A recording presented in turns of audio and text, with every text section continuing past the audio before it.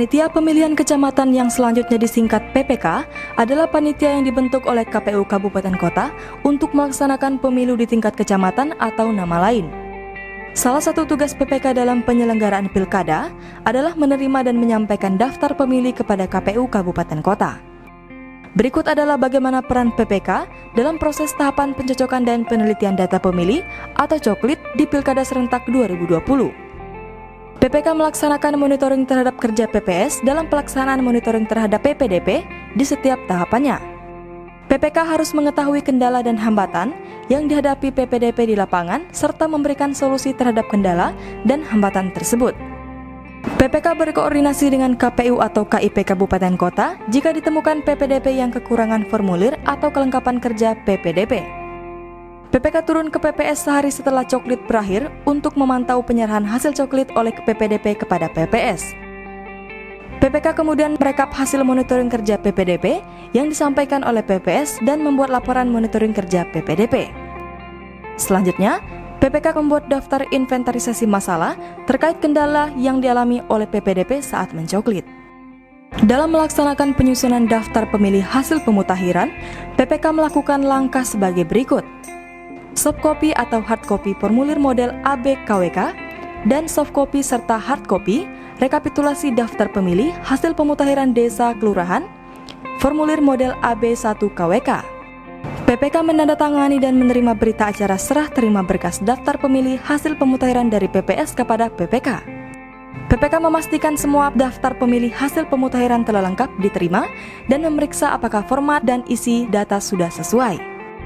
Dalam hal PPS melakukan penyusunan daftar pemilih hasil pemutakhiran secara manual, PPK menerima hard copy hasil penyusunan yang telah dilakukan oleh PPS tersebut untuk kemudian dilakukan penyusunan daftar pemilih hasil pemutakhiran ke dalam format softcopy Excel formulir model ABKWK yang diserahkan kolom DPID.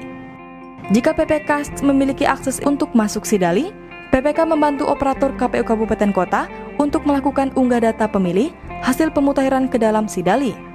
Jika PPK memiliki keterbatasan dalam mengoperasionalkan Sidali, maka proses upload atau unggah data dilakukan oleh operator atau admin KPU Kabupaten Kota. PPK membuat lampiran checklist penyerahan daftar pemilih hasil pemutakhiran PPS.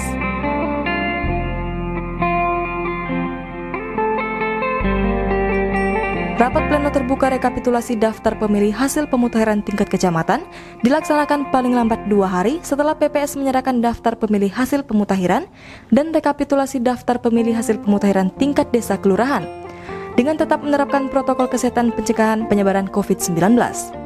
Rapat pleno rekapitulasi daftar pemilih hasil pemutakhiran dilaksanakan sesuai tahapan dengan mengundang PPS, Panwaslu Kecamatan, perwakilan bakal pasangan calon, dan perwakilan partai politik.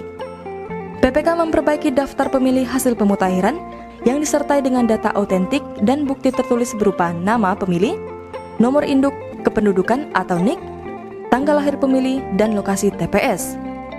Ketua dan anggota PPK menandatangani dan membubuhkan stempel basah pada berita acara rapat pleno rekapitulasi daftar pemilih hasil pemutakhiran tingkat kecamatan yang dituangkan dalam formulir model AB2KWK. Dalam memberikan berita acara rapat pleno dan rekapitulasi daftar pemilih hasil pemutakhiran formulir model AB2KWK kepada KPU Kabupaten atau Kota, KPU Provinsi melalui Kabupaten atau Kota, Panwaslu Kecamatan, dan perwakilan partai politik. PPK mengumumkan daftar pemilih sementara pada 5 September 2020 sampai dengan 9 Oktober 2020 dengan mekanisme pengumuman DPS, tanggapan dan masukan masyarakat terhadap DPS, perbaikan DPS, pleno rekapitulasi DPS hasil perbaikan. Terakhir, PPK mengumumkan daftar pemilih tetap pada 9 Oktober sampai dengan 6 Desember 2020 dengan mekanisme penyampaian DPT, pengumuman DPT, dan penetapan daftar pemilih pindahan atau DPPPH.